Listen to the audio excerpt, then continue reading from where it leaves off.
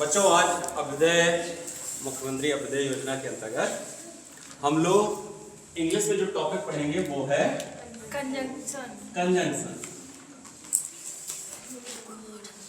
हम लोग क्या पढ़ रहे थे? Parts of speech. Parts of speech total होते हैं 8, जिसमें से हमने नाउन को पढ़ा, वो शब्द जो किसी का नाम बताते हैं। फिर हमने प्रोनाउन को पढ़ा, वे शब्द जो नाउन की जगह पर प्रयोग किए जाते हैं। एडजेक्टिव, वे शब्द जो नाउन या प्रोनाउन की विशेषता बताते हैं। वर्ब, वे शब्द जो एक्शन या स्टेट शो करते हैं। एडवर्ब, वे शब्द जो वर्ब की, एडजेक्टिव की या किसी दूसरे एडवर्ब की विशेषता बताते हैं। ठीक। प्रेपोजिशन, वे शब्द जो किसी नाउन का दूसरे शब्द के साथ संबंध बताते हैं, उसकी पोजीशन को दर्शाते हैं। और आज हम लोग पढ़ने वाले हैं कंजंक्शन को। ठीक है ना? तो let's start the topic conjunction. तो बेटा, जब हम कंजंक्शन की बात करते हैं तो हमें यह जानना होता है कि ये है क्या चीज। तो सबसे पहली बात, अगर आपसे कोई पूछे कंजंक्शन क्या है, तो आपको सिंपली बताना है it is a part of speech. और जब हमने ये कहा कि ये पार्ट ऑफ स्पीच है, तो इसका मतलब ये एक शब्द है। ये क्या है? एक शब्द। जितने भी पार्ट्स ऑफ स्पीच हैं, 8 के 8, अभी हमने 7 लिखे हैं, एक और लिखेंगे। जितने भी पार्ट्स ऑफ स्पीच हैं, वो सब वास्तव में एक वर्ड है। ये सब क्या होते हैं? शब्द होते हैं, वर्ड होते हैं। और सबका अपना अलग अलग काम होता है। इनको ये जो नाम दिया गया है, इनके काम के आधार पर दिया गया है। काम क्या करते हैं? तो कंजंक्शन भी एक शब्द है और इसका काम होता है टू ज्वाइन टू वर्ड्स और टू सेंटेंसेस। क्लियर बेटा? दो शब्दों को या दो वाक्यों को जोड़ने का काम करता है। तो सिंपल वर्ड्स में हम कह सकते हैं कंजंक्शन वो शब्द होते हैं जो दो शब्दों को या दो वाक्यों को आपस में जोड़ने का काम करते हैं। क्लियर? अब ये याद कैसे रखोगे? जंक्शन से।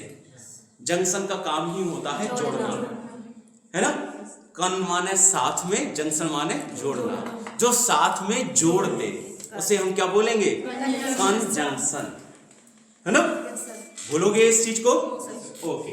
तो ये एक ऐसा शब्द है जो जोड़े, ज्वाइन करे दो शब्दों को या दो वाक्यों को। कैसे? और देखते हैं हम लोग।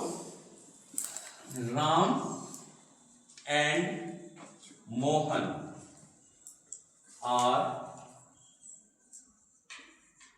Good friends.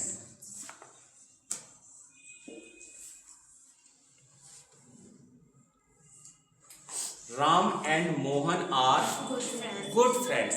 बेटा, यहां पर राम नाउन है, मोहन नाउन है, आर वर्ब है, गुड एडजेक्टिव है, फ्रेंड्स नाउन है। इस स्पीच में हमने सबका काम देखा। ये नाम बता रहा है, नाउन हो गया। ये भी नाम बता रहा है, नाउन हो गया। ये एक्शन या स्टेट शो कर रहा है, यहां पर तो स्टेट शो हो रही है, तो स्टेट शो हो रहा है तो वर्ब हो गई। ये फ्रेंड्स की विशेषता बता रहा है, इसलिए एडजेक्टिव हो गया। और ये नाउन हो गया, है ना? कोई दिक्कत इसमें? अब यहां पर इसको अगर तुम ध्यान से देखो तो ये जोड़ रहा है। किसको जोड़ रहा है? राम और मोहन को। राम और मोहन, इन दो शब्दों को ये जोड़ने का काम कर रहा है, right? That's why this word will be called conjunction, है ना? ऐसे पहचानना है हम लोगों को। दूसरा सेंटेंस लेते हैं।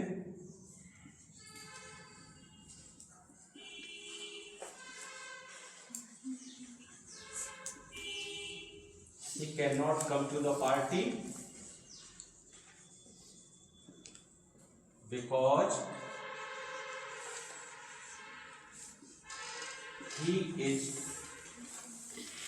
ill.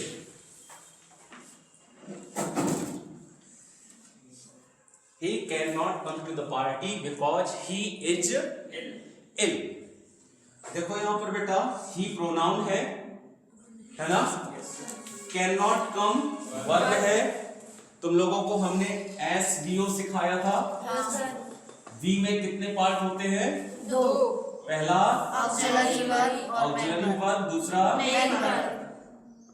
ओके, तो यहां पर कैन ऑक्सिलरी वर्ब है और कम मेन वर्ब है, और नॉट यहां पर एडवर्ब है ना, क्योंकि जो मिड पोजीशन होती है उसमें ऑक्सिलरी वर्ब और मेन वर्ब के बीच में एडवर्ब आता है।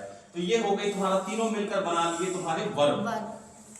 2 प्रेपोजिशन हो गया, द आर्टिकल हो गया, पार्टी नाउन हो गया, ही फिर pronoun, is verb, ill adjective. समझ गए ना? हमें सारे वर्ड की पहचान हो गई कि कौन सा शब्द क्या है। अब यहां पर हमारा एक शब्द बचा बिकॉज। ठीक, ये सारी चीजें हम पढ़ चुके थे पहले ही। तो बिकॉज अगर तुम ध्यान से देखो तो क्या कर रहा है? जोड़ने का काम कर रहा है। एक सेंटेंस है तुम्हारा he can not come to the party, और दूसरा सेंटेंस है ही इज इल, और इन दोनों सेंटेंस को ये जोड़ रहा है। तो अकॉर्डिंग टू द डेफिनेशन हम इसको क्या कहेंगे? कंजंक्शन कहेंगे, क्योंकि ये 2 सेंटेंसेस को जोड़ने का काम कर रहा है। इज इट क्लियर बेटा? कोई कंफ्यूजन तो नहीं यहां तक? ओके। कंजंक्शन इस तरीके से बहुत ही इंपॉर्टेंट रोल प्ले करते हैं स्पीच में, क्योंकि अगर ये ना हो तो हम सेंटेंसेस को जोड़ नहीं पाएंगे, हमारे सेंटेंसेस बिखरे बिखरे रहेंगे। जोड़ना पड़ता है, जैसे हम लड्डू बनाते हैं तो लड्डू को बांधने के लिए हम क्या करते हैं? उसमें घी मिलाते हैं, है ना, तभी तो वो बनता है, नहीं तो बनेगा ही नहीं। तो ऐसे ही स्पीच को बांधने के लिए, स्पीच को एक दूसरे मतलब सेंटेंसेस को एक दूसरे से कनेक्ट करने के लिए, जोड़ने के लिए हमें किसकी हेल्प लेनी पड़ती है? कंजंक्शन की। Okay, so we need to have a good knowledge of conjunctions. तो तुम्हें अभी यहाँ पर ये समझ में आ गया कि कंजंक्शन होता क्या है और उसके एग्जाम्पल्स देखे तुमने। अब हम अगले पार्ट में पढ़ते हैं और उसमें देखेंगे कितने प्रकार के होते हैं कंजंक्शंस। चलो तो लिखो kinds of conjunctions.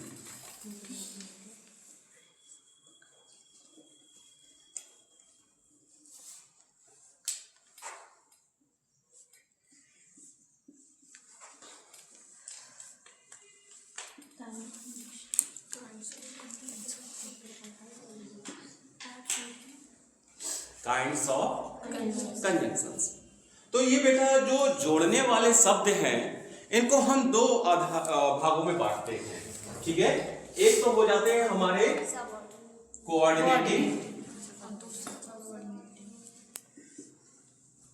Coordinating conjunctions. आप सीधा सीधा ये बताओगे कि conjunctions are of 2 kinds, coordinating conjunction और दूसरे कौन से हैं? सबऑर्डिनेटिंग। इनको याद रखना है आपको। समझ गए बेटा?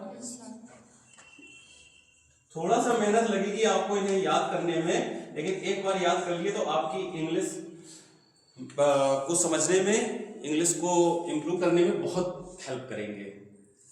तो कंजंक्शन हमारे 2 प्रकार के हुए, कोऑर्डिनेटिंग और सबऑर्डिनेटिंग। अब आपके मन में एक क्वेश्चन उठ रहा होगा कि सर इनको 2 भागों में बांटा क्यों गया है ना? क्या अंतर है कोऑर्डिनेटिंग और सबऑर्डिनेटिंग कंजंक्शंस में? देखो बेटा, है तो कंजंक्शन ही ना, तो जोड़ने का काम ये भी करेंगे और जोड़ने का काम ये भी करेंगे। इसमें तो कोई दिक्कत है नहीं, है ना, इसमें कोई डिफरेंस नहीं, दोनों जोड़ने का काम करेंगे। बस अंतर ये है कि ये ऐसे 2 वाक्यों को जोड़ता है जो एक दूसरे पर अपने अर्थ के लिए निर्भर नहीं होते हैं। ये ऐसे 2 वाक्यों को जोड़ता है जो अपने अर्थ के लिए दूसरे पर डिपेंडेंट नहीं होते। ठीक है, 2 इंडिपेंडेंट सेंटेंसेस को जोड़ने का काम करते हैं कोऑर्डिनेटिंग कंजंक्शंस। क्लियर? और सबऑर्डिनेटिंग कंजंक्शंस ऐसे दो सेंटेंसेस को जोड़ते हैं जिसमें से एक सेंटेंस दूसरे पर अपने मीनिंग के लिए, अर्थ के लिए निर्भर होता है।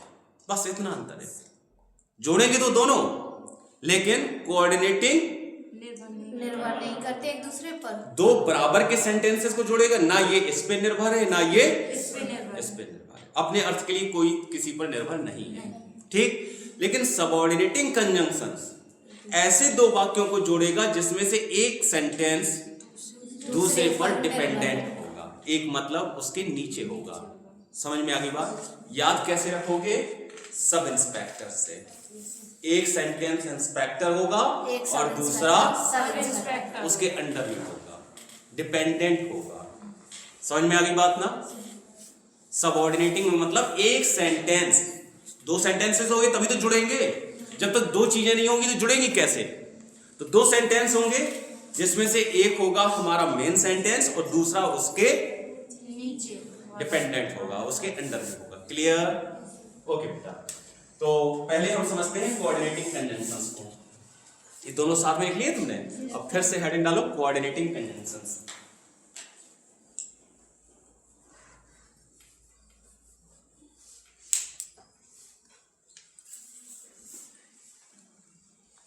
वे कंजंक्शंस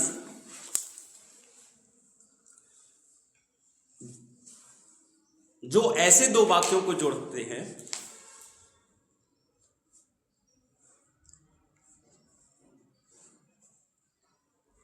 वे कंजंक्शंस जो ऐसे दो वाक्यों को जोड़ते हैं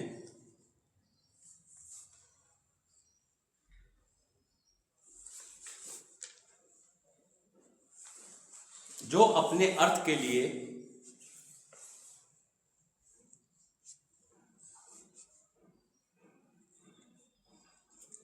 दूसरे पर डिपेंडेंट या निर्भर ना हो। अर्थ के लिए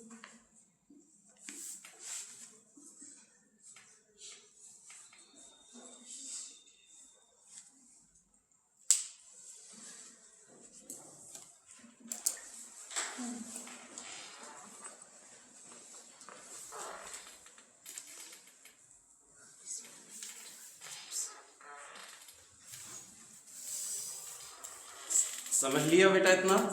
तो कोऑर्डिनेटिंग कंजंक्शंस ऐसे दो वाक्यों को जोड़ेगा, मतलब ये वाक्य ये है और एक वाक्य ये है, तो ये दोनों वाक्य ना ये इस पर निर्भर होगा अपने अर्थ के लिए और ना ही ये इस पर निर्भर होगा। ठीक है, अब आगे बढ़ते हैं।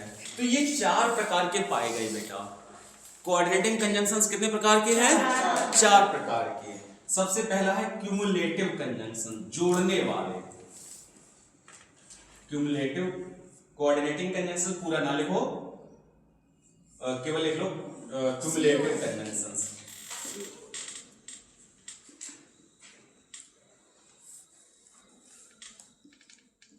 अल्टरनेटिव,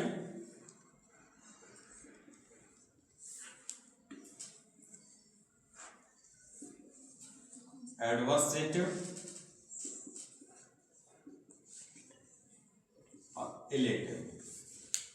ये आपको नाम याद नहीं करने हैं, ठीक है ना? हमने लिखा दिए हैं लेकिन इनके नाम के चक्कर में नहीं पढ़ना है तुम्हें कि सर हमें ये नाम नहीं याद हो रहे हैं। हो जाए अच्छी बात है, ना हो और अच्छी बात और अच्छी बात है, ठीक है।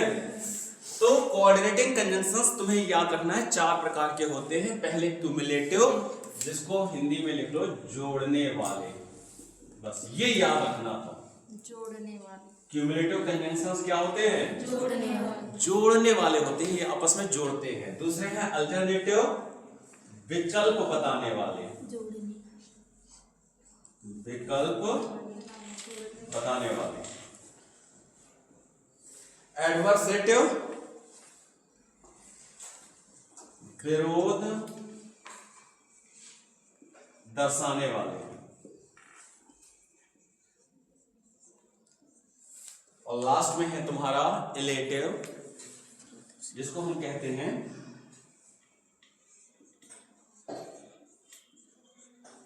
परिणाम बताने वाले।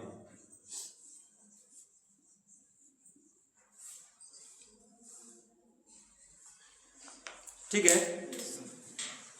अब तुम्हें हम कंजंक्शंस लिखा रहे हैं, वो लिख लो और उन्हें तुम्हें याद करना है बेटा, ठीक है। सबसे पहला हमारा कौन सा है, जोड़ने वाले। इनका नाम हम नहीं लेंगे, ठीक है ना, बस में सिंपली याद रखना है कोऑर्डिनेटिंग कंजंक्शन 4 प्रकार के होते हैं, जिसमें से पहले है जोड़ने वाले। तो जोड़ने वाले में कौन कौन आता है, सबसे इंपॉर्टेंट एंड। देखो ऐसे सबसे पहला एंड। एंड कैसा कंजंक्शन है, जोड़ने वाला, वो भी कोऑर्डिनेटिंग कंजंक्शन। जोड़ने वाला कोऑर्डिनेटिंग कंजंक्शन है, याद रखोगे ना। ओके, दूसरा लिखो एज वेल एज। जहां पर भी तुमने देखा एज वेल एज, तुरंत समझ जाना ये जोड़ने वाला कोऑर्डिनेटिंग कंजंक्शन है। तीसरा लिखो बोथ एंड। ये तीसरा हो गया तुम्हारा, बोथ एंड। हाँ, both dot dot dot and. ये भी जोड़ने वाला कोऑर्डिनेटिंग कंजंक्शन, ये जोड़ता है। अगला लिखो बेटा not only but also. Not only but also.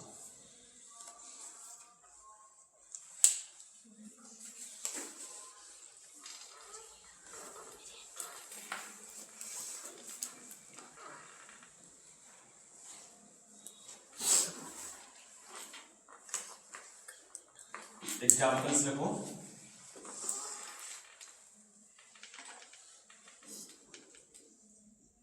Your brother and I work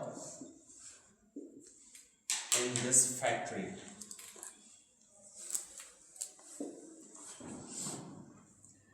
your brother and I.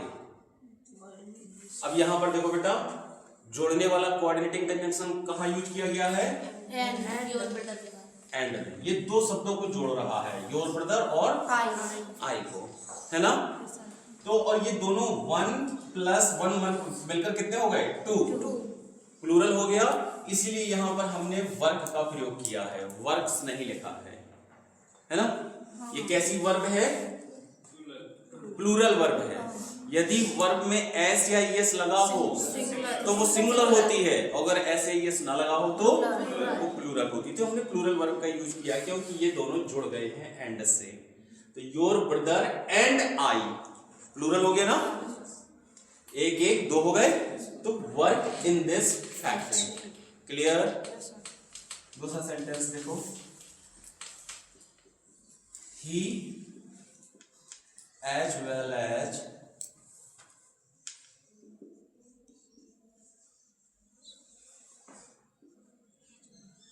his parents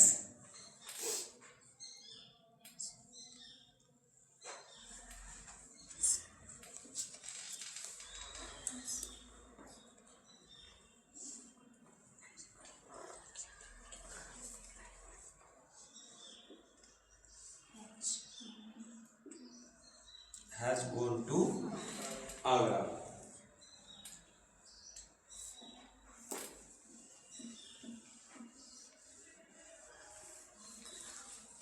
तो यहां पर देखो बेटा, ये as well as cumulative conjunction कौन है, एज वेल एज। ये क्या कर रहा है, ही को और हिज पेरेंट्स को जोड़ रहा है। क्लियर। तो इस तरीके से हम जोड़ने वाले कोऑर्डिनेटिंग कंजंक्शंस का प्रयोग करते हैं, राइट। अब अगला है हमारा विकल्प बताने वाले, अल्टरनेटिव कंजंक्शंस। इसमें हम किसका किसका यूज करते हैं, आइए देखते हैं। और पहला है हमारा और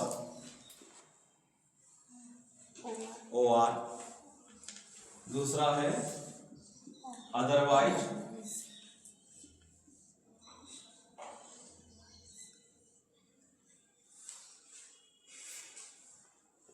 और otherwise EITHER, either dot dot और EITHER, either dot dot dot 3 dot लगाओगे और आइदर और अगला है NEITHER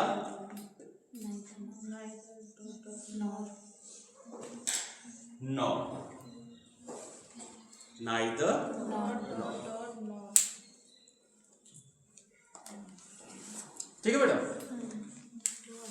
देखो कैसे इसमें एग्जाम्पल में दिखते हैं हम लोग। जैसे हम बोले आइदर रीना और हर सिस्टर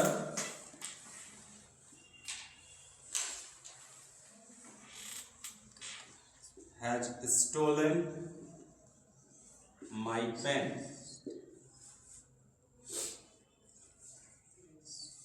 तो देखो बेटा, एक ये आइदर और हमने सिखाया था ना तुम्हें अभी। आइदर के बाद हमने क्या रखे थे? 3 डॉट्स रखे थे। 3 डॉट्स का प्रयोग तब किया जाता है जब हमें कोई चीज हाइड करनी हो, मतलब कोई चीज वहां पर छिपानी हो। समझ गए? तो जब ये हमने यहाँ पर 3 डॉट्स लिखे थे तो इसका मतलब यहाँ पर कुछ लिखा जाएगा। ठीक है, यहाँ पर कुछ लिखा जाएगा। जैसे यहाँ पर हमने क्या लिख दिया? रीना लिख दिया था। आइदर रीना फिर और। अब तुम्हें ये याद रखना है कि आइदर के साथ हमेशा किसका प्रयोग होगा? और का। आइदर के साथ नॉर नहीं लगा सकते हो और नाइदर के साथ और नहीं लगा सकते हो। ठीक है ना? आइदर का जोड़ा किसके साथ बना हुआ है? और के साथ। और नाइदर का नॉर के साथ। ये याद कैसे रखोगे? एन से, नाइदर नॉर, आइदर और। इसमें तो ओ नहीं है तो ये तो याद रखना पड़ेगा, लेकिन नाइदर नॉर याद रखोगे तो ये ऑटोमेटिक याद हो गया, है ना? तो आइदर के साथ नॉर नहीं आएगा। क्लियर? हाँ, तो देखो बेटा, तो आइदर और का यूज हम कब करते हैं? जब दो में से कोई हमें एक चीज को चुनना हो, विकल्प बताना हो, है ना? 2 विकल्प है हमारे पास, एक ये है और एक उसकी सिस्टर है। 2 विकल्प हैं और 2 विकल्प में से हमें एक कोई बताना है, तो या तो ये या फिर ये, दोनों में से कोई एक। 2 में से कोई एक, तो हम किसका प्रयोग करते हैं? आइदर और का। या तो रीना या उसकी सिस्टर ने मेरा पेन चुराया है। क्लियर? इस तरीके से आप आइदर और का यूज करते हैं। ठीक है? अगर आप यहां पर नाइदर लगा देते, नाइदर तो नेगेटिव, NEITHER नॉट, तो इसका मतलब हो जाता बेटा कोई चोर नहीं, ना तो इसने ना ही इसने, दोनों में से कोई नहीं। समझ गए?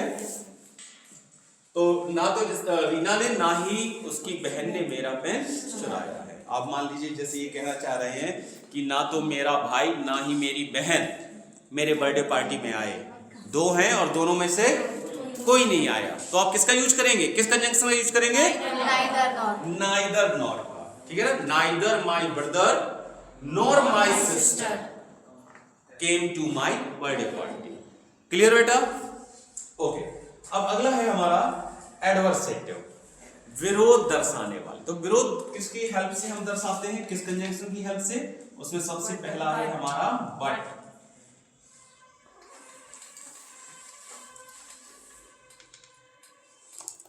सबसे पहला कंजंक्शन कौन सा है?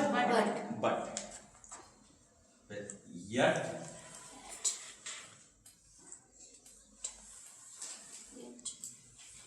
और एक और still. But yet still.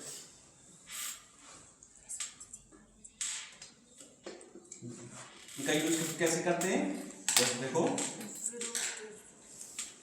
he is rich but yet he is sad। he is rich एक सेंटेंस ये है आपका, राइट बेटा? और दूसरा सेंटेंस है he is sad। अब वो रिच है तो उसको कैसा होना चाहिए? हैप्पी।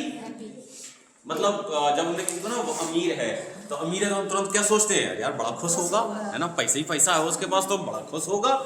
लेकिन दूसरा सेंटेंस क्या कह रहा है, वो हैप्पी नहीं है, सैड है। वो सैड है। तो ये क्या हो गई, विरोधी बात हो गई ना। इसलिए हमने क्या यूज किया, विरोध दर्शाने वाला कंजंक्शन। नहीं भैया, जैसा तुम सोच रहे हो वैसा कुछ नहीं है। ही इज रिच यट फिर भी वो दुखी है। तो हमें लग रहा होगा कि बड़ा खुश होगा, नहीं, अमीर है फिर भी वो दुखी है। आप यट का यूज कर सकते हैं, आप बट का यूज कर सकते हैं, लेकिन वो दुखी है, राइट। तो बट यट स्टिल मतलब फिर भी, एक ही जैसी मीनिंग्स है, एक जैसी मीनिंग्स है सब। हाँ एक जैसी मीनिंग है, वो सिनोनिम्स नहीं याद किए हैं। बस ये है कि यट थोड़ा सा एम्फेटिक हो जाता है, जोरदार हो जाता है, राइट। अब अगला बचा हमारा एलेटिव, परिणाम बताने वाले, है ना। इसमें हम किसका यूज करते हैं, सो नहीं, बिकॉज नहीं बेटा, सो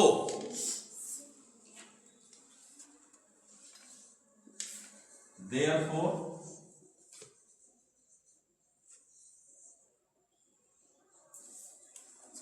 और सबसे इंपॉर्टेंट फॉर, एफ और फॉर क्या है, एक परिणाम बताने वाला या कारण बताने वाला कोऑर्डिनेटिंग कंजंक्शंस है, ठीक है। तो ये तीन हमारे इलेक्टिव कंजंक्शंस में आते हैं। तो ये तुम्हारे टोटल बेटा कोऑर्डिनेटिंग कंजंक्शंस हैं, इनको तुम्हें लर्न करना है एट एनी रेट, ठीक। ये सब कोऑर्डिनेटिंग कंजंक्शंस हैं। अब कैसे, बहुत कठिन नहीं है। सबसे पहले जोड़ने वाले याद करोगे, तो जोड़ने वाले में कौन आता है, and, as well as, not only but also, both हैं, ये चार हैं, है ना। So not so difficult. Alternative में और, अदरवाइज, आइदर और नाइदर। एडवर्सेटिव में बट या स्टिल, ठीक। और एलेटिव में सो देयरफॉर, फॉर। तो ये तुम्हारे कोऑर्डिनेटिंग कंजंक्शंस कंप्लीट हो जाते हैं। सर इसके एग्जांपल, एग्जांपल में ऐसे relative,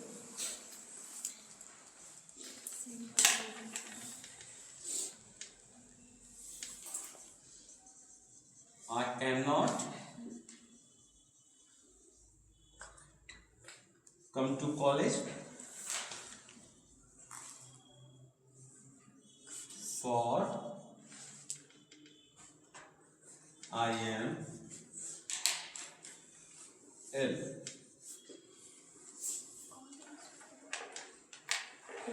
I cannot come to college for I am ill. अभी लास्ट लेक्चर में हम लोगों ने फॉर का यूज एज ए प्रेपोजिशन देखा था, है ना। फॉर क्या होता है, प्रेपोजिशन होता है। लेकिन यहाँ पर हम क्या देख रहे हैं, कंजंक्शन के रूप में, क्योंकि यहाँ पर ये क्या काम कर रहा है, शब्द, ये शब्द जोड़ने का काम कर रहा है, ठीक है। वहां पर पोजीशन दिखाने का काम कर रहा था, तो हमने उसको प्रेपोजिशन कहा। लेकिन यहाँ पर देखो, एक सेंटेंस है I can not come to college, और दूसरा सेंटेंस है आई एम इल, और इन दोनों को ये जोड़ रहा है। और यहाँ पर इसका मीनिंग क्या निकल रहा है, क्योंकि।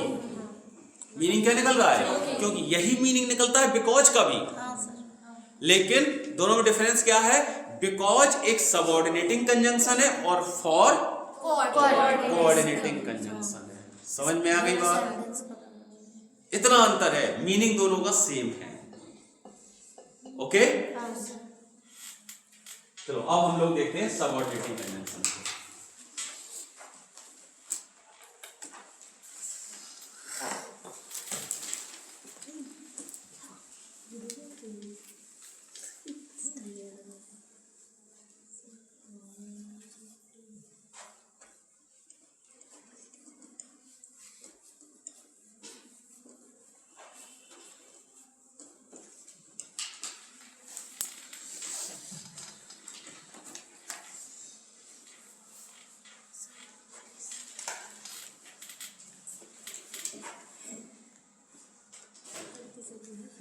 सबऑर्डिनेटिंग कंजंक्शंस क्या होते हैं बेटा, वो कंजंक्शंस जो ऐसे दो वाक्यों को जोड़ते हैं जिनमें से एक सेंटेंस अपने मीनिंग के लिए दूसरे सेंटेंस पर निर्भर होता है। लिख लो इसको जल्दी से, ताकि कभी तुमसे कोई पूछे कि दोनों में डिफरेंस क्या है, तो आप इसे बेटा अच्छे से बता सको।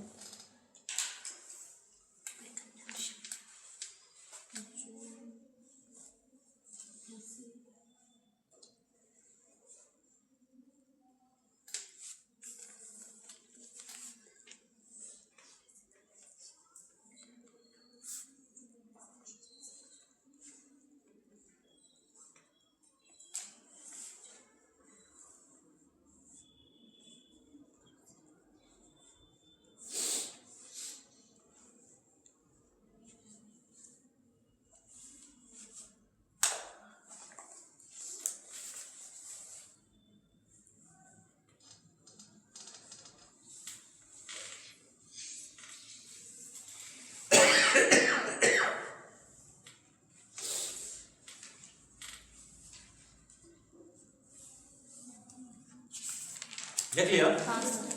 वे कंजंक्शंस जो ऐसे दो वाक्यों को जोड़ते हैं जिनमें से एक वाक्य अपने मीनिंग के लिए दूसरे वाक्य पर निर्भर रहता है, उन्हें हम सबऑर्डिनेटिंग कंजंक्शन कहते हैं।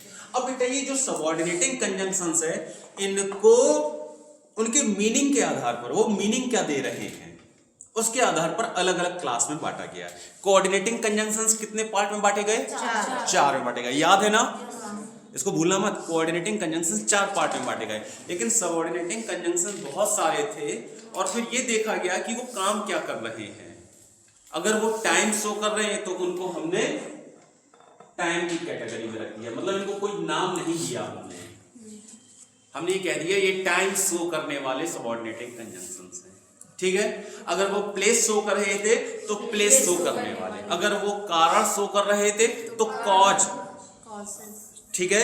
अगर वो तुलना शो कर रहे थे तो कंपैरिजन शो करने वाले, समझिए ना? ऐसे हम एक एक करके पढ़ते जाएंगे और ये बहुत इंपॉर्टेंट है। सबऑर्डिनेटिंग कंजंक्शंस को पढ़ते समय थोड़ा सा केयरफुल रहना।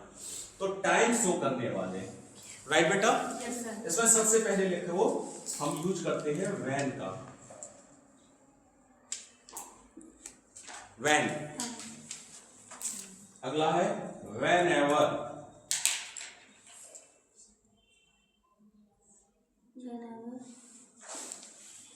Before, after,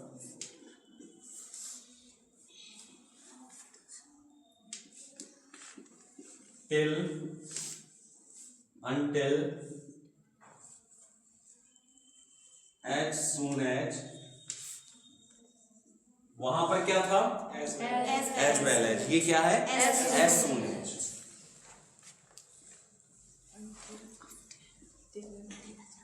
no sooner dot dot dot than,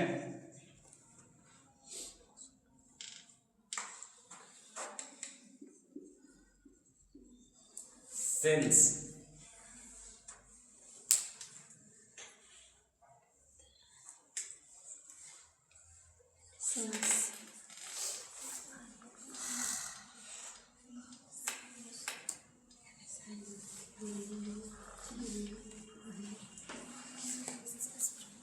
okay? तो ये सब बेटा, ये जो लिस्ट देख रहे हो, ये सब ऐसे सबऑर्डिनेटिंग कंजंक्शंस हैं जो क्या शो करते हैं? टाइम। क्लियर? कैसे इनका यूज होता है एग्जांपल्स करके लिखो।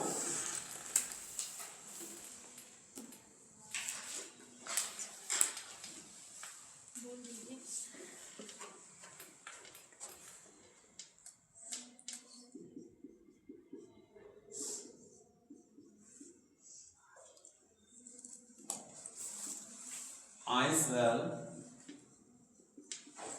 see the Taj Mahal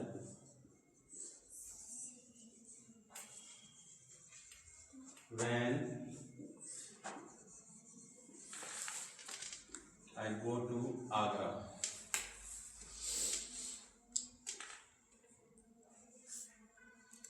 I shall see the Taj Mahal when I go to Agra. मैं ताजमहल देखूंगा कब? जब मैं आगरा जाऊंगा। जब मैं आगरा जाऊंगा। यहाँ पर देख रहे हो ना बेटा, when, ये एक सबऑर्डिनेटिंग कंजंक्शन है जो टाइम शो कर रहा है। सबसे पहली बात तो तुमने ये पहचाना ये कंजंक्शन है, क्योंकि ये क्या कर रहा है? देखो, दो सेंटेंस को जोड़ रहा है, दो सेंटेंस दिख रहे हैं तुम्हें और उनको आपस में जोड़ रहा है, ठीक है ना? और इसमें से ये वाला सेंटेंस पहले बार डिपेंड इस पर डिपेंडेंट है। जब मैं आगरा जाऊंगा, ये कंप्लीट मीनिंग नहीं हुआ। जब मैं आगरा जाऊंगा तो आदमी कहेगा तो किस लिए जाऊंगा? जब मैं आगरा जाऊंगा इतना कहकर अगर तुम रुक जाओगे, है ना? जैसे मान लो तुम अपने दोस्त से कहो जब मैं अपने गांव जाऊंगा तो बस रुक जाओ, तुम्हारी बात पूरी हो गई? नहीं हुई ना, अभी अधूरी बात हुई ना। क्यों? क्योंकि अभी एक सेंटेंस तुम्हें और बोलना पड़ेगा तब ये कंप्लीट होगा। तो ये अपने मीनिंग के लिए इस पर डिपेंडेंट है। क्लियर बेटा? इसलिए हम इसे सबऑर्डिनेटिंग कंजंक्शन कहते हैं और ये टाइम शो कर रहा है। दूसरा सेंटेंस,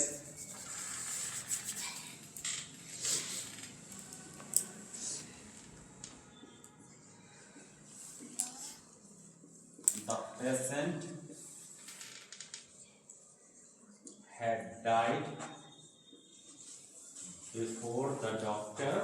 बचपन से पढ़ते चले आए इस सेंटेंस को हम लोग, है ना, बहुत पढ़ा है। मरीज मर चुका था डॉक्टर के आने के पहले, यही पढ़ाया जाता रहा है।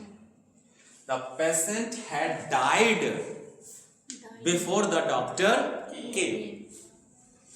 अब यहां पर अगर तुम लोग ध्यान दिए होते तो ये जो बिफोर है इसके पहले एक सेंटेंस है और इसके बाद में एक सेंटेंस है, और ये क्या कर रहा है, दोनों को जोड़ रहा है। तो एक्चुअली ये है क्या, ये कंजंक्शन है। कैसा कंजंक्शन है, सबऑर्डिनेटिव। और क्या शो कर रहा है, टाइम शो कर रहा है, क्योंकि मरीज कब मर चुका था,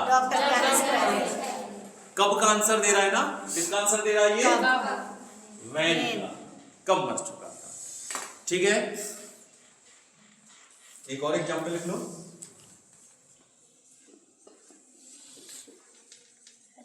As soon as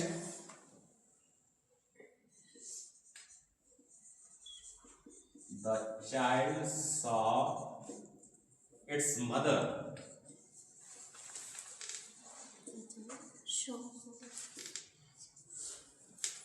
as soon as the child saw its mother, it started crying।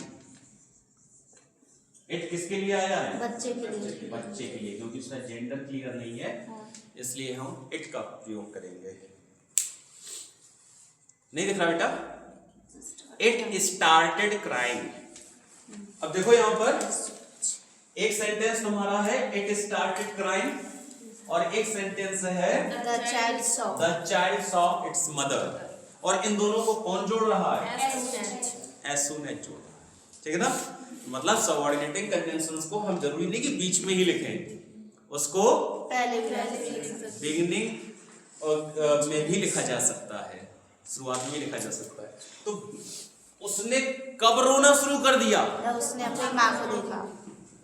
उसने कब रोना शुरू कर दिया, जब उसने अपनी माँ को देखा, जैसे ही, as soon as, जैसे ही। ठीक है ना, बहुत जल्दी ही, मतलब एक काम हुआ और तुरंत दूसरा शुरू हो गया। तो जैसे ही, जैसे कहते ना, जैसे ही मैं घर के अंदर घुसा कुत्ते ने काट लिया, है ना। तुम किसी के यहाँ गए, कुत्ता पला था, जैसे ही तुम घर में घुसे कुत्ते ने काट लिया। तो एक काम हुआ ही था कि दूसरा हो गया। क्लियर, तब हम एज सून एज का प्रयोग करते हैं। जैसे होता है कि दरवाजा खुला, जैसे ही अध्यापक कक्षा में प्रवेश किया सारे छात्र खड़े हो गए, एक काम हुआ, दूसरा उसके तुरंत बाद हो गया। तो एज सून एज का यूज किया जाता है। ठीक है बेटा, सर इसको बीच में यूज कर सकते हैं? नहीं, इसको शुरुआत में ही हम अक्सर यूज करते हैं। ठीक, यूज कर सकते हैं, ऐसी कोई मनाही नहीं है, लेकिन हम इसको बिगिनिंग में भी यूज करते हैं। अब अगला है बेटा प्लेस।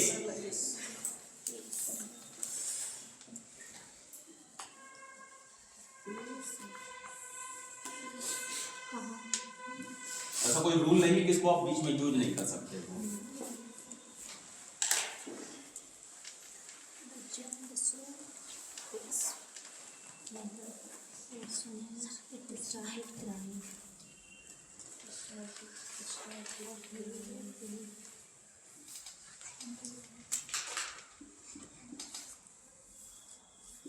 प्लेस शो करने वाले इसमें कौन है, वेयर और वेयर एवर। बस ये दो ही है, बहुत आसान है।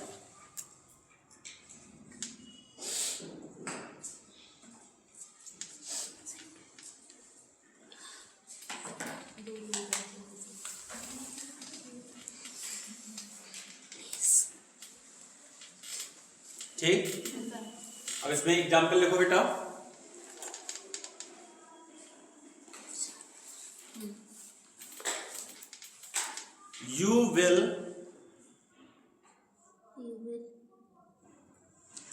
You will find your bag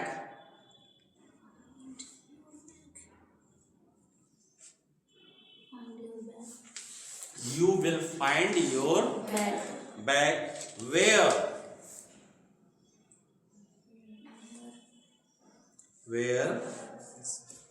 I had met you.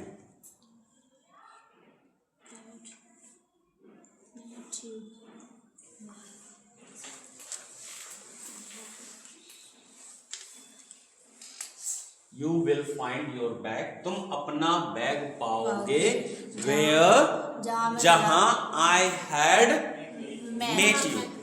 MET जहां मैं तुमसे मिला था। ठीक है ना। तो ये क्या कर रहा है बेटा, ये प्लेस बता रहा है कि एक ऐसा सबऑर्डिनेटिंग कंजंक्शन हो गया जो हमें प्लेस शो कर रहा है। क्लियर। अगला एग्जांपल लिखो इसमें।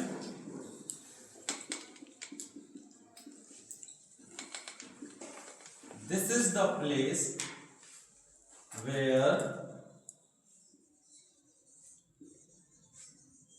my uncle lives.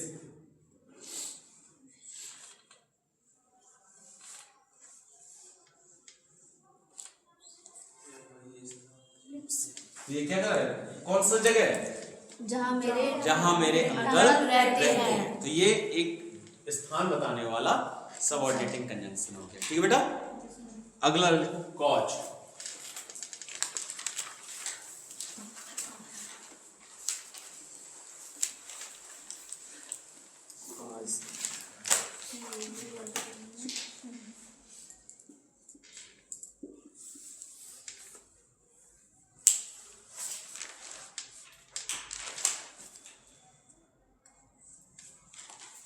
कॉज क्या मतलब, कॉज का हिंदी में क्या होता है, कारण। Very good. ये तुम्हें बहुत अच्छे से समझना है, सीखना है इसको। कारण शो करने वाले बेटा सबऑर्डिनेटिंग कंजंक्शन 3 होते हैं, सिंस, एज, बिकॉज। ये तीनों लिख लो तुम।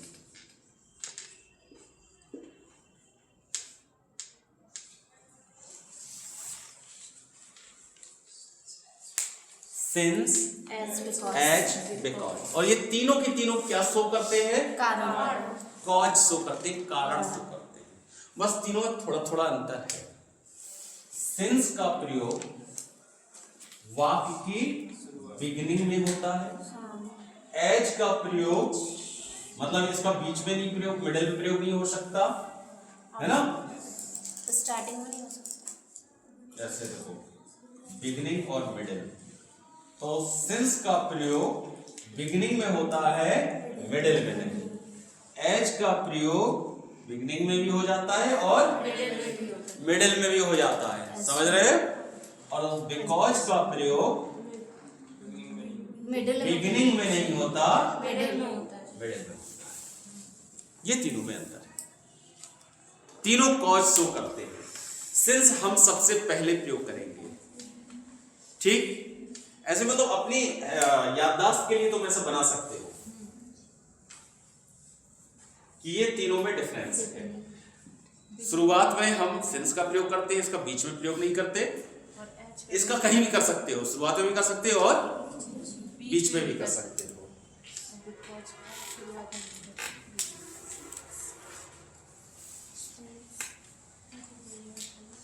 सेंटेंस लिखो एग्जाम्पल के तौर पर। Since he was not at home, comma, I spoke to his mother. अब देखना, मैंने उसकी माँ से बात की। ध्यान दो बेटा, बाद में लिख लेना। I spoke to his mother. मैंने उसकी माँ से बात की। स्पीक माने बात करना। मैंने उसकी माँ से बात की। और स्पीक कैसी वर्ब है, क्या सर? इस इंट्रांसिटिव वर्ब टू आया है ना, जैसे talk to, listen to, laugh at, ऐसी स्पीक टू। क्लियर। तो I spoke to his mother, मैंने उसकी माँ से बात की। क्यों? क्योंकि वह घर पर नहीं था। घर पर नहीं था तो माँ से बात कर ली। समझ में आई बात ना। तो ये क्या कर रहा है, ये कारण दर्शा रहा है इस काम के होने का। ये काम क्यों हुआ, मैंने उसकी माँ से बात क्यों की, क्योंकि वो घर पर नहीं था। मुझे बात तो उससे करनी थी, लेकिन वो घर पर नहीं था तो मैंने उसकी माँ से बात की। क्लियर। तो ये क्या शो कर रहा है बेटा, कॉज शो कर रहा है। लेकिन चूंकि ये सिंस है तो हम इसका प्रयोग बिगिनिंग में ही करेंगे, है ना। अब मान लो हमें सिंस का नहीं करना है, हमारी इच्छा है, हमें नहीं करना, हमें एज का प्रयोग करना है, कोई बात नहीं, हम एज का प्रयोग कर लेंगे। तो हम कहेंगे as he was not at home, I spoke to his mother. कोई अंतर नहीं है बेटा ऊपर वाले वाक्य और नीचे वाले वाक्य में, समझना। चाहे ये बोलो चाहे ये बोलो, एक ही बात है, दोनों का एक ही मीनिंग है, समझ गए, है ना। अभी तक तुम पढ़ते आए हो तो ऐसे सेंटेंस मिल जाते हैं, तो तुम्हें ये भी याद रखना है कि एज का प्रयोग क्योंकि भी हो सकता है। ये अर्थ निकालकर हम देखें, शायद हमारा अर्थ निकल आए। तो एज के कई अर्थ होते हैं, जिसमें से एक अर्थ होता है क्योंकि, और उस सेंस में वो क्या होता है, कारण शो करने वाला सबऑर्डिनेटिंग कंजंक्शन, है ना। अभी हम थोड़ी देर में तुम्हें बताएंगे, पहले ये सारी चीजें बताएं एज हम कहां कहां यूज कर सकते हैं। इसको अगर तुमने ये शुरुआत में यूज किया तुम कहो कि नहीं सर हमें तो मिडिल में यूज करना था, क्योंकि इसका तो आपने बताया दोनों जगह यूज हो जाता है, बिल्कुल सही बताया हमने। तो आप कहोगे I spoke to his mother as he was not at home. as He was not he was not, at home. कोई दिक्कत नहीं, ऐसे तुम बना सकते हो इसको, क्लियर। या फिर तुम इसी को कह सकते हो I spoke to his mother because He was not at home. He was not at Home. Home. इतने तरीके से एक ही बात को तुम इतने तरीके से कह सकते हो, क्लियर। हमें अधिकतर बिकॉज ही सिखाया गया है, हम बिकॉज तो बहुत इजीली यूज कर लेते हैं, लेकिन अगर हमें एज दे दिया गया तो हम थोड़ा सा परेशान हो जाते हैं। अब ये क्या आ गया, इसका मीनिंग कैसे निकलेगा।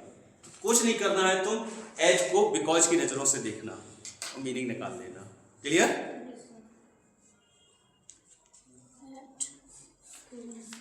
जल्दी से लिख लो बेटा।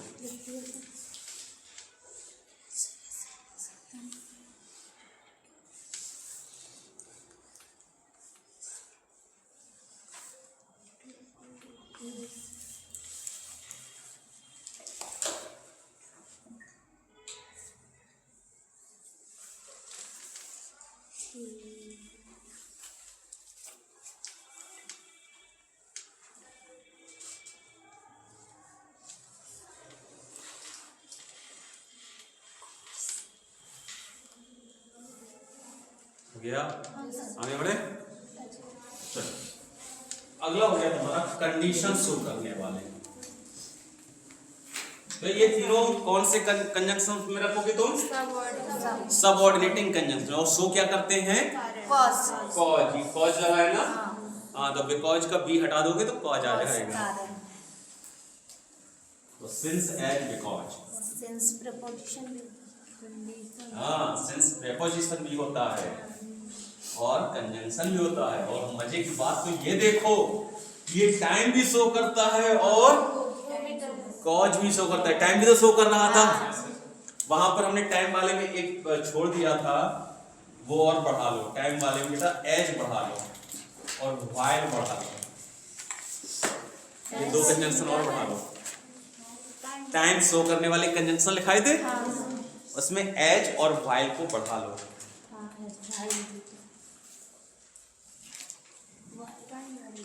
हाँ तो ये जो एज देख रहे हो ये सबऑर्डिनेटिंग कंजंक्शंस तो है, लेकिन ये टाइम भी शो करता है Cause भी so. और कॉज भी शो करता है, ठीक है। और ये कंपैरिजन भी शो करता है। अभी आएगा कंपैरिजन आगे, लेकिन हमने अभी तुम लोगों से प्रॉमिस किया था कि हम बताएंगे एज का प्रयोग हम कहाँ कहाँ कर सकते हैं। देखो जब ये टाइम शो करता है बेटा, इस तरीके के सेंटेंस तुम्हें इंग्लिश पढ़ते मिल सकते हैं मैगजीन में, नॉवेल्स में। तो इसका प्रयोग तब किया जाता है जैसे मान लीजिए हम एक काम कर रहे हैं और साथ ही साथ हम दूसरा काम भी करने लगे, तो हम फिर किसका प्रयोग करते हैं, एज का एज का और प्रयोग। सर वाइल का भी तो करते ठीक है ना, हाँ वाइल का भी कर सकते हैं, तभी तो हमने एज और वाइल एक साथ रखा है। तो एज का प्रयोग किया जाता है। ठीक, देखिए जैसे as I entered the house, comma I found him dancing. देखो बेटा,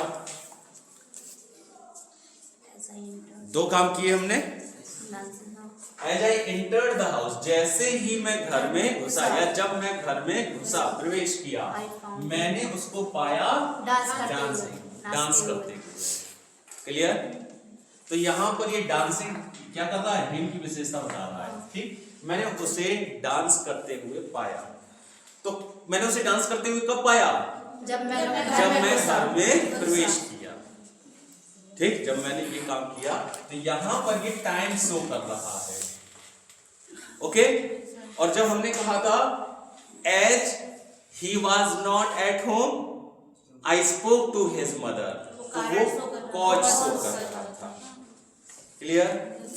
अब कंपैरिजन कब शो करता है? जब हम कहते हैं I regard you as my brother, I regard you as my brother, as my sister. तो कैसा मानता हूं मैं तुमको? अपने भाई की तरह, अपने भाई की तरह, अपनी बहन की तरह। तो कंपेयर कर रहे हैं कि तुम नहीं हो, तुम मेरे बहन की तरह। समझ गए? तो एज कंपैरिजन के लिए यूज किया जाता है। तो ये जब हमें डिफरेंट वेज पता होते हैं कम्युनिकेशन के, एक्सप्रेशन के, तो हमें समझ में आ जाता है कि ये जो लिखा गया है, भाई हम ही को तो बोलना नहीं है, हमें पढ़ना है, हमें कॉम्प्रीहेंड करना है इंग्लिश को। तो राइटर ने किस सेंस में यूज किया है वो हमें मालूम होना चाहिए। समझ गए? राइटर ने मान लीजिए टाइम शो करने के लिए, तो हमें मालूम होना चाहिए कि एज टाइम भी शो करता है। पता चला हमें केवल कॉज पता है और वो शो क्या कराना चाह रहा है, टाइम। तो हम कॉज में ही अटके रहेंगे, उसका मीनिंग ही नहीं निकाल पाएंगे, है ना, या जो वो कहना चाह रहा है वो हमें समझ ही में नहीं आएगा। तो इसलिए हमें हर चीज मालूम होनी चाहिए कि किससे क्या क्या एक्सप्रेशन होते हैं। हम लोग कहां पर पढ़ गए थे? अब condition.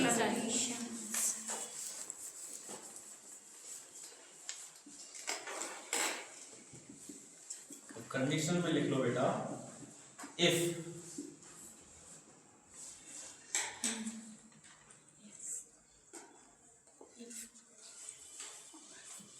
unless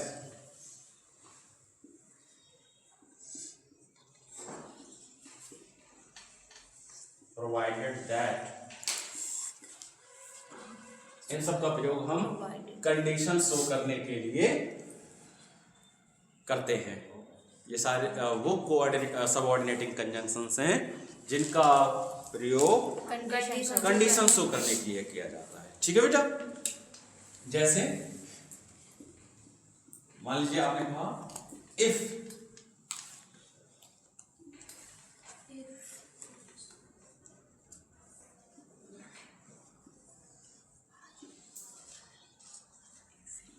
go to Kanpur,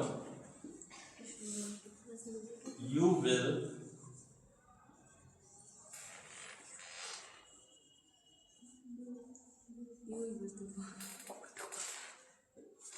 meet my brother.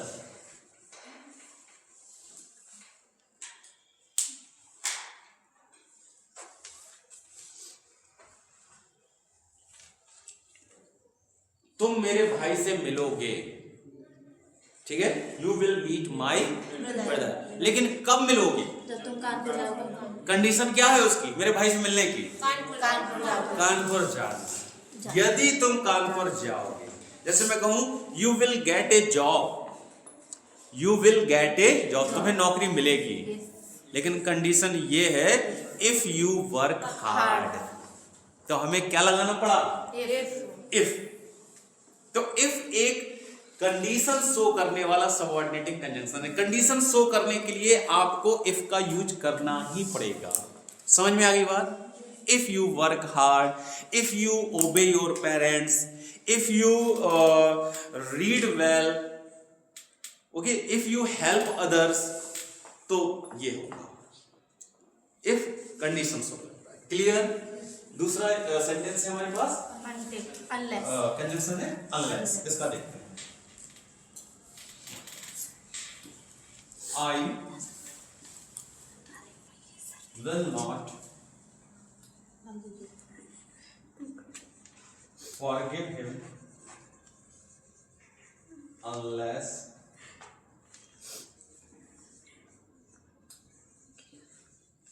apologizes to me।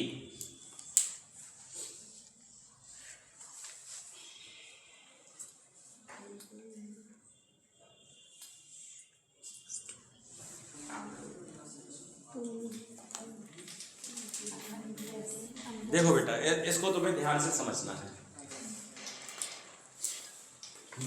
I will not forgive, हमने आई के साथ विल का प्रयोग किया है क्योंकि ये स्ट्रॉन्ग डिटर्मिनेशन को दिखाता है। जब भी हम चेंज कर देते हैं, वैसे तो हम तुम्हें पहले ही बता चुके हैं कि अब ये किसके साथ विल का प्रयोग होगा, किसके साथ सेल का प्रयोग होगा, ये डिस्टिंक्शन खत्म हो चुका है मॉडर्न इंग्लिश में।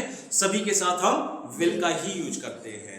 लेकिन फिर भी जो ओल्ड इंग्लिश को फॉलो करते हैं, उसको रिजिडली मानते हैं, तो आई के साथ विल का प्रयोग तब किया जाता है जब आप अपना डिटर्मिनेशन दिखाते हैं। ठीक है, आप अपना दृढ़ संकल्प दिखाते हैं। तो आपने यहाँ पर दृढ़ संकल्प क्या किया है कि I will not forgive him. Forgive means माफ करना, माफ करना, मैं उसे माफ नहीं करूंगा। This is your determination. जब तक, क्या कंडीशन क्या है जब तक माफ ना करने की? जब तक की नहीं, ठीक ना। अगर वो माफी मांग लेगा तो मैं माफ कर दूंगा, लेकिन अगर वो माफी नहीं मांग, जब तक माफी नहीं मांगेगा मैं उसे माफ नहीं करूंगा। मेरे माफ करने की कंडीशन क्या है? उसकी माफी मांगना, है ना। तो यहां पर हमने अनलेस का प्रयोग किया बेटा।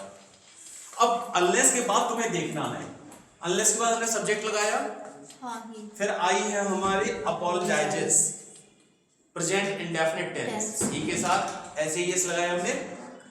तो ये अनलेस जो है, हाँ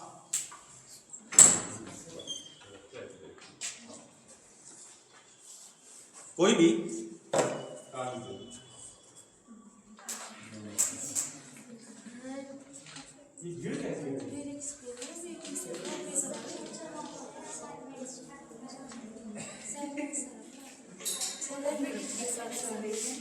बेटा, तुम्हें ये समझना है यहाँ पर कि जब हम अनलेस का प्रयोग करते हैं तो ये एक नेगेटिव कंजंक्शन है।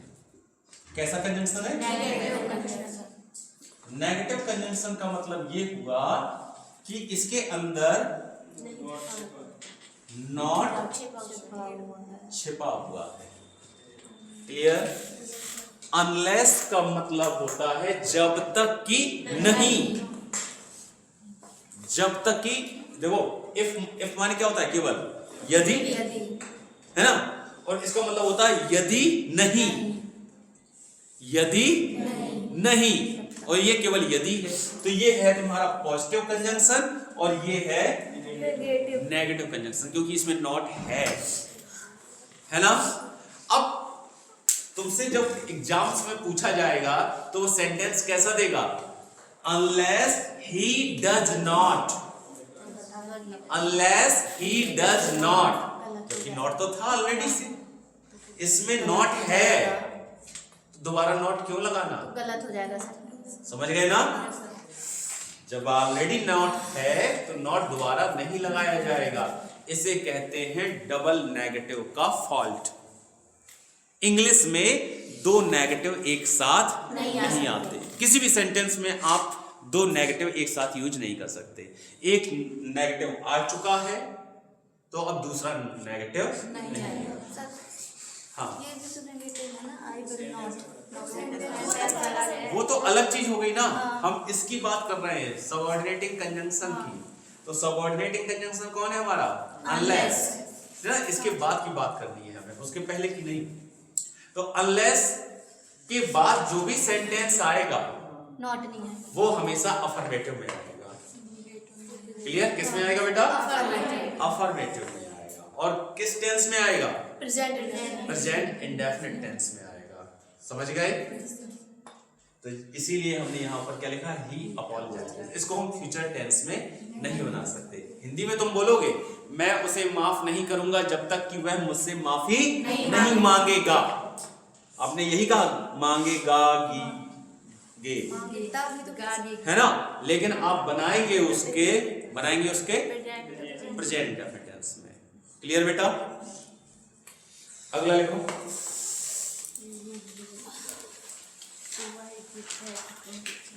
आई शैल, अगला एग्जाम्पल है, I shall lend you, LEND, lend you money, lend you money provided that you return on time.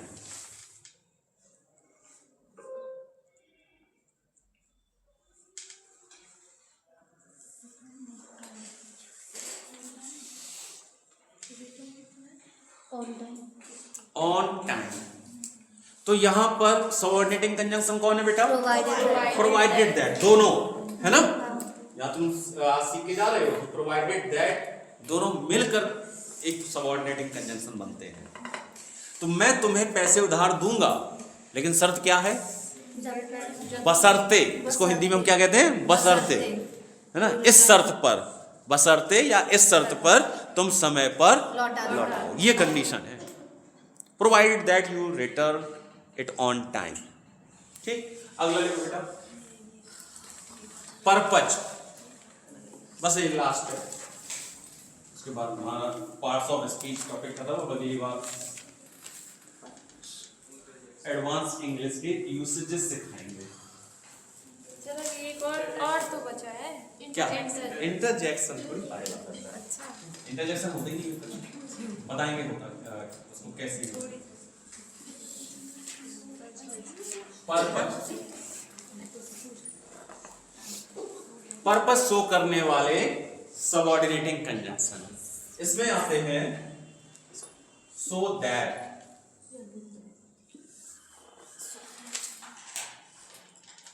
So that, less, LEST, less.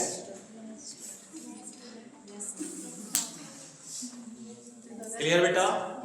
ये दोनों तुम्हें बहुत अच्छे से ध्यान रखने हैं, सो दैट और लेस्ट। इसका हिंदी में अगर तुम अर्थ समझना चाह रहे हो तो इसको हम कहते हैं ताकि, और लेस्ट को हम हिंदी में कहते हैं कहीं ऐसा ना हो कि।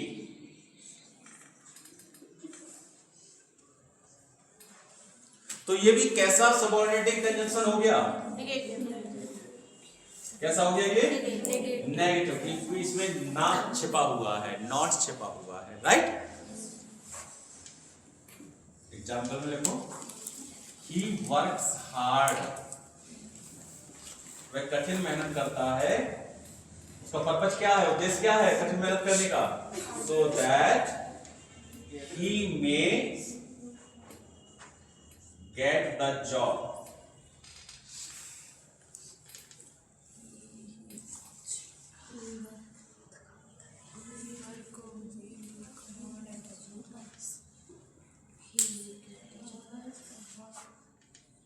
He works hard so that, कठिन मेहनत करता है।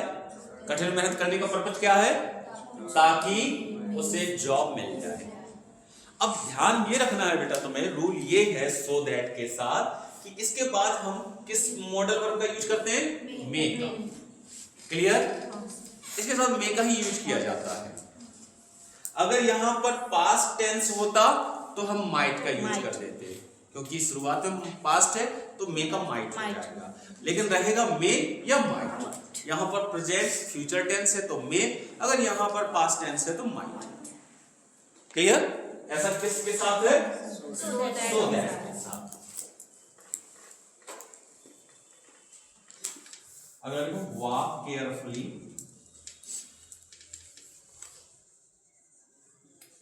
लेस्ट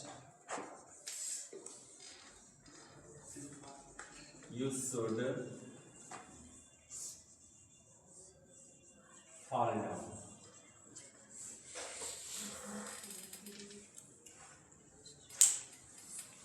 Walk carefully lest you should fall down. ठीक है? Walk carefully. ये तो हो गया तुम्हारा imperative sentence. वर्ब की फर्स्ट फॉर्म से शुरुआत हो रही है। वर्ब की फर्स्ट फॉर्म से शुरुआत हो रही है। उसके बाद क्या आया है? Adverb of manner. तो ये हो गया तुम्हारा इंपरेटिव सेंटेंस। सावधानी पूर्वक चलो, सावधानी से चलो, कहीं ऐसा ना हो कि, लेस्ट मीन्स कहीं ऐसा ना हो कि तुम गिर जाओ। You should fall down. अब रूल तुम्हें ये याद रखना है कि जब भी लेस्ट का प्रयोग करोगे तो उसके बाद कौन सी मॉडल पर लगाओगे? शुड। तो ये पर्पज शो करने वाले सबऑर्डिनेटिंग कंजंक्शन बड़े इंटरेस्टिंग है। एक ने मे ले ली और दूसरे ने शुड ले ली। लेस्ट कह रहा है मेरे साथ भैया शुड लगाना, और सो दैट कह रहा है मेरे साथ मे या माइट लगाना। क्लियर? कोई दिक्कत नहीं है इसमें याद रखने में। ओके, अगला लिख लो कंसेशन।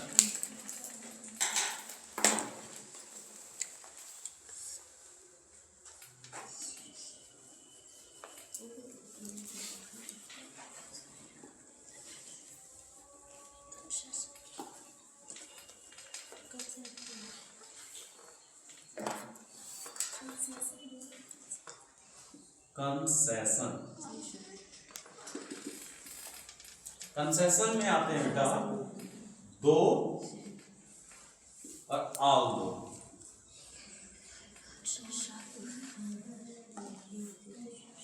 दो ऑल दो, और दोनों सेम है। ये मत सोचना कि दो अलग है ऑल दो अलग है। चाहे दो का प्रयोग करो चाहे ऑल दो का प्रयोग करो, एक ही मीनिंग निकलता है दोनों का। बस एक बहुत इंपॉर्टेंट रूल है इससे रिलेटेड, इसलिए हम तुम्हें बताना चाह रहे हैं। दो ही इज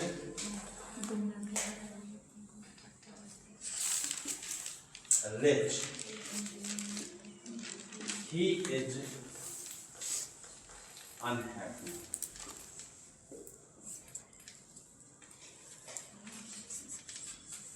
यद्यपि वह अमीर है, यद्यपि वह अमीर है, फिर भी वह नाखुश, अनहैप्पी। यहां पर कॉमा लगा हुआ है बेटा, ध्यान दे रहे हो? दो, यहां तो दो हो गया, तो ये हो गया हमारा सबऑर्डिनेटिंग कंजंक्शन। यहां पर हमने कॉमा लगाया। कॉम्पिटिटिव एग्जाम्स में जो क्वेश्चन पूछा जाता है वो क्या करते हैं, यहां पर बट लगा देते हैं। ठीक है, बट ध्यान देना, दो he is rich but he is unhappy. तो रूल ये कहता है कि दो के साथ कभी भी बट का प्रयोग नहीं होगा। आप कुछ भी मत लगाइए, ये कॉमा ही फिर भी का मीनिंग दे रहा है। समझ गए ना? ये कॉमा ही फिर भी का मीनिंग दे रहा है। यद्यपि वह अमीर है फिर भी वह अनहैप्पी है। अगर आपको लगाना ही है तो आप दो के साथ किसको लगाइए? येट को लगाइए, बट को कभी मत लगाइए। क्लियर? लगाने की इच्छा ही है तो आप येट लगा दीजिए, but never use but. Clear? Okay बेटा, थैंक यू।